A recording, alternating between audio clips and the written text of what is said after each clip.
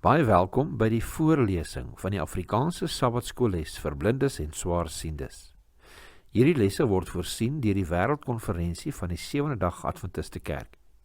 Die voorlesing van die les word aan u gebring deur SSL in samewerking met Adventiste Wêreldradio Afrikaans en word voorgeles deur Marlena Nel.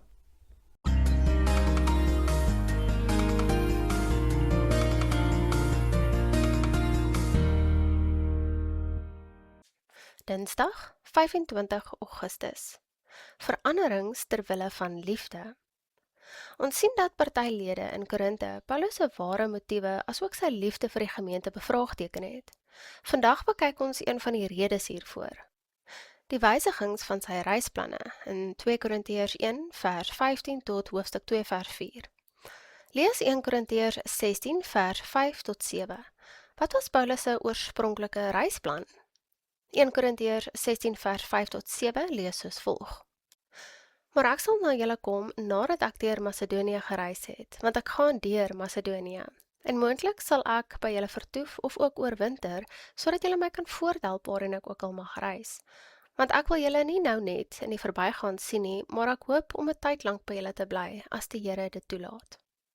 1 Korintiërs 16 vers 5 tot 7. Die vraag lees weer, wat was Paulus se oorspronklike reisplan? Paulus was al voorheen in Korinthe. Let op sy reisplan in 1 Korintiërs 16 vers 5 en 6. Hy was onderweg na Korinthe waar hy dalk sou oorwinter, maar moes eers by Macedonië aandoen. Na sy Korinthiese verblyf sou hy dan na Judea reis om die geld wat aan die Macedoniërs vir die behoeftige gelowiges van Jerusalem ingesamel het, daar te oorhandig.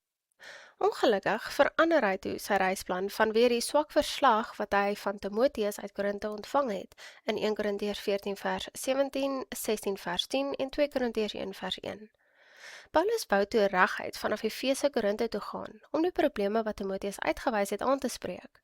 So die nuwe reisplan was Efese, Korinthe, Macedonië, Korinthe, Judea, volgens 2 Korintiërs 1 vers 15 en 16.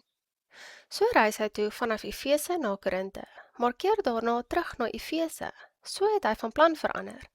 Hy keer dus nie terug na Korinthe soos hy aanvanklik beplan het nie. Wel, ten minste nie onmiddellik nie, aangesien sy mees onlangse besoek nie so goed verloop het nie. So, Paulus keer terug na Efese en besluit om liewer vir die Korintiërs te skryf. Hy wou nie dinge tussen hom en hulle erger maak deur nog 'n rampspoedige besoek nie en besluit toe eerder op 'n sendbrief in 2 Korintiërs 2 vers 1 en 3. Die Korintiërs het Paulus se bedoelings met die vorige besoek verkeerd verstaan.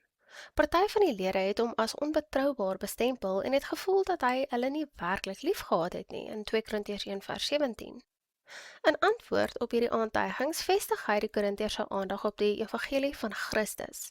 Hy was getrou aan sy doelstelling, naamlik om die Korintiërs op die mees geleë tydstip te besoek, net soos God getrou sy beloftes deur Christus vervul het, in 2 Korintiërs 1 vers 18 tot 22.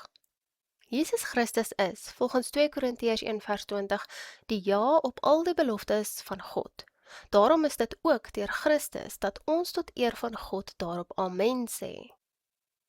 So die apostels respons was nie 'n verwarrende rondspring tussen ja en nee afhangende van die omstandighede nie, soos party van die Korintiërs gemeen het nie, maar altyd 'n besliste ja, net soos Christus die ja van God is, 2 Korintiërs 1 vers 19. So die rede vir Paulus se skrywe in plaas van 'n besoek was sy opregte liefde vir hulle. Verwerping was beslis nie die rede nie, 2 Korintiërs 2 vers 4. 'n verdere besoek en dit na die eerste mislukking sou net tot meer ongelukkigheid gelei het. Dit sou nie lei tot vreugde wat hy wou hê sy teenwoordigheid moes bring nie. 2 Korintiërs 1 vers 24 en hoofstuk 2 vers 3. Sy ware bedoelings is egter in 'n japtrap misgekyk.